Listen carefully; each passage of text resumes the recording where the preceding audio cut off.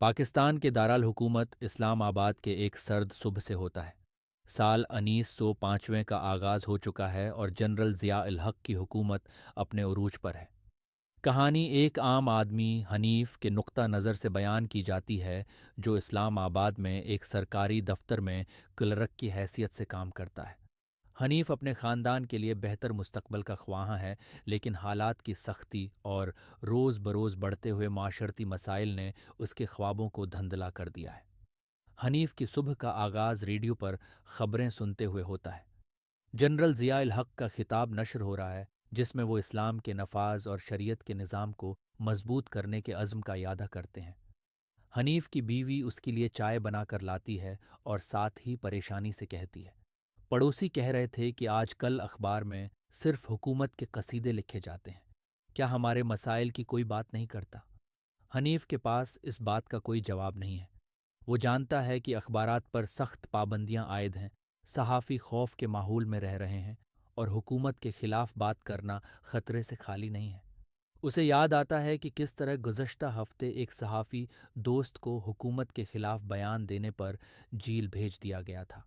دفتر پہنچنے پر حنیف کے سینئر افسر اسے ایک جانب لے جاتے ہیں اور نصیحت کرتے ہیں، حنیف میاں، اپنے ارد گرد کے لوگوں سے محتاط رہو، کسی پر بھی بھروسہ نہ کرو۔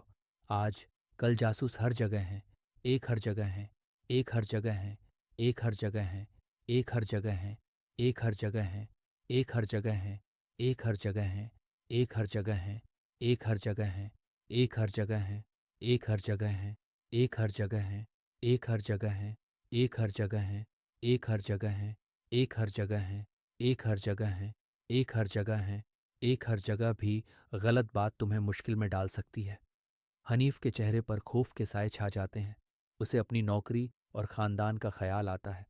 دوپہر کے کھانے کے وقفے کے دوران دفتر کے چند ساتھی ایک سنسان کونے میں بیٹھ کر سرگوشیوں میں بات چیت کرتے ہیں۔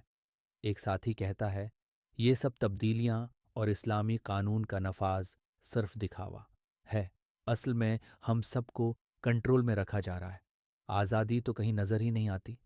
دوسرا ساتھی اس کی بات کو کچلتے ہوئے کہتا ہے، چپ رہو، کہیں کوئی سن نہ لے، ہے اصل میں ہم سب کو کنٹرول میں رکھا جا رہا ہے، آزادی تو کہیں نظر ہی نہیں آتی۔ دوسرا ساتھی اس کی بات کو کچلتے ہوئے کہتا ہے، چپ رہو، کہیں کوئی سن نہ لے، ہے اصل میں ہم سب کو کنٹرول میں رکھا جا رہا ہے، آزادی تو کہیں نظر ہی نہیں آتی۔ دوسرا ساتھی اس کی بات کو کچلتے ہوئے کہتا ہے، چھپ رہو، کہیں کوئی سن نہ لے، ہے اصل میں ہم سب کو کنٹرول میں رکھا جا رہا ہے، آزادی تو کہیں نظر ہی نہیں آتی۔ دوسرا ساتھی اس کی بات، ورنہ تمہارا بھی وہی حشر ہوگا جو پچھلے ہفتے کے جلسے کے لوگوں کا ہوا۔ حنیف کے ذہن میں ایک خوفناک تصویر ابھرتی ہے۔ اسے یاد آتا ہے کہ کس طرح حالیہ جلسے میں شامل لوگوں کو گرفتار کیا گیا تھا اور ان کے خلاف سخت کارروائیاں کی گئی تھیں۔ اس کے ذہن میں سوالات جنم لیتے ہیں کہ کیا یہ واقعی ایک اسلامی معاشرہ ہے یا پھر لوگوں کی زبان بندی اور خوف و دہشت کا نظام۔ شام کو جب حنیف گھر لوٹتا ہے تو اس کا بیٹا اس سے سوال کرتا ہے، ابو، اسکول میں ہمیں بتایا گیا کہ اسلام کے نفاذ ہوا ہے، سے سب مسائل حل ہو جائیں گے، کیا یہ سچ ہے؟ حنیف ایک لمحے کے لیے رک جاتا ہے۔ اس کے پاس جواب نہیں۔ وہ جانتا ہے کہ یہ نظام محض نام کا اسلام ہے، جس میں عوام ہے، کہ مشکلات اور حقیقی مسائل کو نظر انداز کیا جا رہا ہے، مگر اپنے بیٹے کے سامنے کچھ کہنے کی ہمت نہیں پاتا۔ رات کے وقت جب حنیف اپنی بیوی کے ساتھ بیٹھ کر کھانا کھا رہا ہوتا ہے تو بیوی کہتی ہے، حنیف، کچھ لوگ کہتے ہیں کہ اگر ہم نے حکومت کے فیصلوں پر سوال اٹھایا تو ہمیں سزا دی جائے گی، کیا واقعی ایسا ہے؟ حنیف ایک طویل سانس لیتے ہوئے کہتا ہے، ہاں، حالات ایسے ہی ہیں، ہمیں محتاط رہنا ہوگا اور جو کچھ ہمارے پاس ہے اس پر شکر کرنا ہوگا۔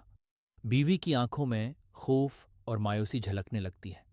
کہانی کا اختتام اس حقیقت کے ادراک پر ہوتا ہے کہ ضیاء الحق کے دور حکومت میں لوگوں کو اپنی سوچ، خیالات اور حتی کہ اپنی ہمیشہ کے لیے، ہمیشہ کے لیے، ہمیشہ کے لیے، ہمیشہ کے لیے، ہمیشہ کے لیے، ہمیشہ کے لیے، ہمیشہ کے لیے، ہمیشہ کے لیے، ہمیشہ کے لیے، ہمیشہ کے لیے، ہمیشہ کے لیے، ہمیشہ کے لیے، ہمیشہ کے لیے، ہمیشہ کے لیے، हमेशा के लिए, हमेशा के लिए, हमेशा के लिए, हमेशा के लिए, हमेशा के लिए, हमेशा के लिए, हमेशा के लिए, हमेशा के लिए, हमेशा के लिए, हमेशा के लिए हम शनाख्त को भी छुपाने पर मजबूर किया गया। हनीफ की ज़िंदगी इस खौफ और एहतियात में गुजर रही है जहां वो अपने ख़ानदान को महफूज रखने की जदोजहद में अपनी ख्वाहिशात, अमनगों और खुदी को दफन कर चुका है। ये कहानी पाकिस्तान के उस दौर की इक्कासी करती है जब लोगों को सिर्फ बज़ाहिर इस्लामी निज़ाम की पैरवी करनी पड़ती थी, मगर अंदर ही अंदर वो अपनी आज़ादी और खुद मुख्तारी के ख्वाब देख रहे थे।